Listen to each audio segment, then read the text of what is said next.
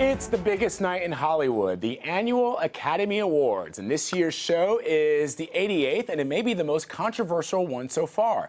Some actors and filmmakers are boycotting the show in response to the Academy's failure to recognize the work of non-white actors. So will all the controversy outshine Hollywood's most glamorous night? Well, here to talk about it is Bryan Alexander. He is the film and media critic for USA Today, and he joins me now from Los Angeles. Bryan, good to see you. Good afternoon, Vlad. Happy Oscar Day. Happy Oscar Day. So, listen, there's been a lot of criticism this year about the nominees. It's the second in a row where none of the acting nominees, the major categories, are people of color. So the question becomes, it's a question that we ask all the time, does the Academy have a diversity problem? Clearly it does. Well, what we looked at USA Today was we tried to even take a step further than that and look at it as sort of an industry-wide problem. So we looked at the movies that are going to be coming out next year to see how that diversity issue will play out. The results are not so great. What are those results? Well, so when we looked at the slate for the upcoming 2016 year, we see that actually this diversity issue is not going to get much better. In fact, we're seeing a lot of male and pale roles in both the directors and the major roles. And so what we did is we took apart and we actually dissected each of the 14 studios and gave them letter grades based strictly on these diversity marks. You know, it's interesting. Cheryl Boone Isaacs, she is the first African-American president of the Academy, says it's a constant goal of hers to try to bring more diversity to the Academy. But the reality is that 94% of the Academy is white, and a lot of them are male, and they're also generally voted into the Academy for life. And so even if you bring in more diverse groups, it's still going to be an uphill battle.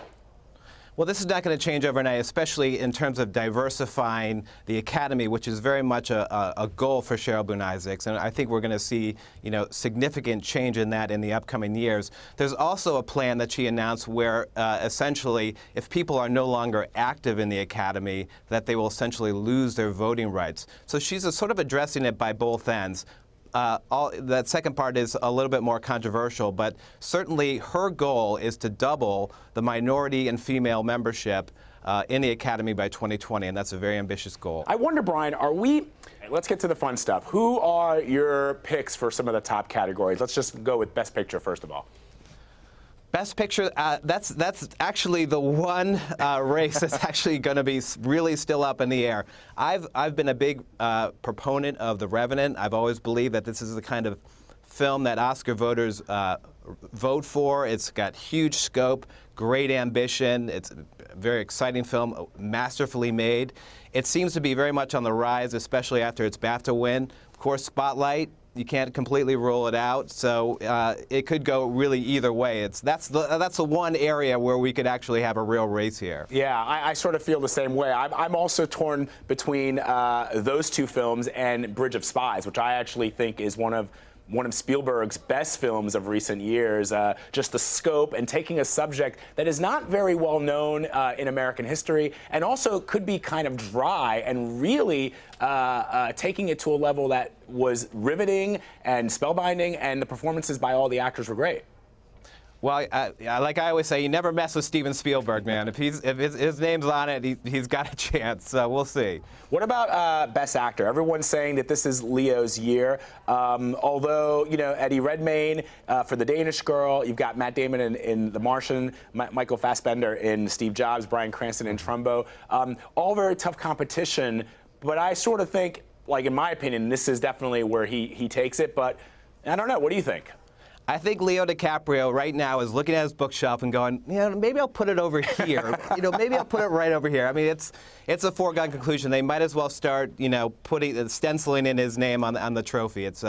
If he doesn't win, there will be so many people with jaws dropped in the Dolby Theater that I wouldn't know what to say. It's as close to a sure thing as you can get that Leo DiCaprio will finally get his Oscar. Yeah, I think you're right on that. Best Actress, I love Saoirse Ronan in Brooklyn. I thought that was a great film. It's not a film that, it's one of those movies that I don't think that we're going to be talking about necessarily in 5 or 10 years as one of the great films of Hollywood. But for this year and for this category, I just think she's great, but I think she's up against Brie Larson, who seems to be the critical favorite.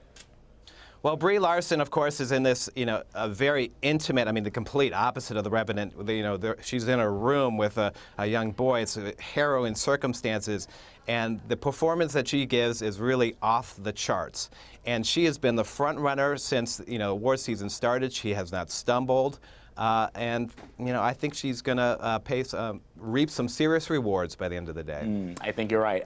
So, Best Supporting Actor, Stallone is nominated in this category. Now, this goes back a little to the top of our discussion.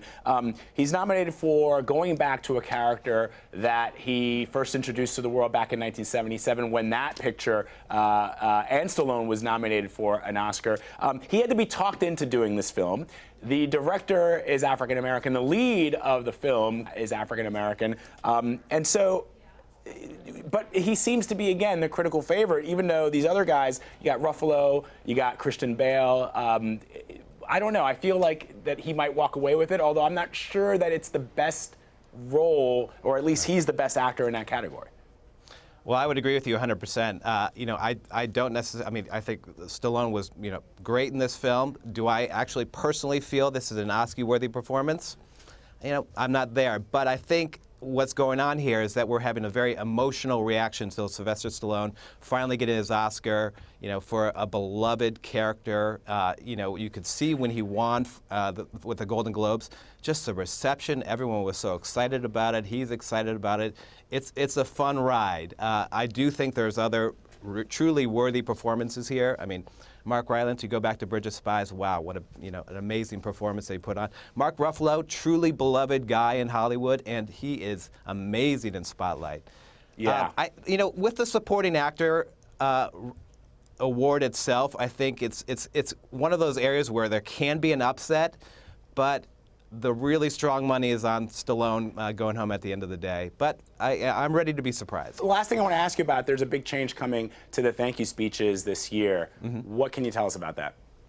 Well, at the bottom of the screen, I think people are going to notice pretty much closely right away. The producers have started this thing called the thank you scroll. And it's going to, as a winner wins, they're going to basically hit a button, and a pre-programmed list of thank yous will scroll across the screen like a stock ticker tape. The best actor wishes to thank. And what they're kind of hoping for is that there's less of a sort of a laundry list that they're given at the podium. No more pulling out pieces of paper, and they can just sort of speak from the heart and give a truly passionate speech. Whether that work or not, that's really the question. I just don't think that Hollywood is. I don't think actors and actresses really care about that. It's their moment. They're going to get up there. They're going to say what they want to say. Yeah, that's very true. One thing is for sure, though. I think people at home are going to be looking at that little ticker and going, "What is that?" It's the thank you scroll. Yeah, right. So this is something they're going to try out. I think it's a worthy effort. It's going to be interesting to see how it works. I'm sure my mother is going to text me and say, "What's going on with my TV, Vlad? Can you come over and fix it?" Yeah, exactly. Don't adjust the dial. Exactly. Bryan Alexander, thank you so much. Thank you, Vlad. All right, see ya.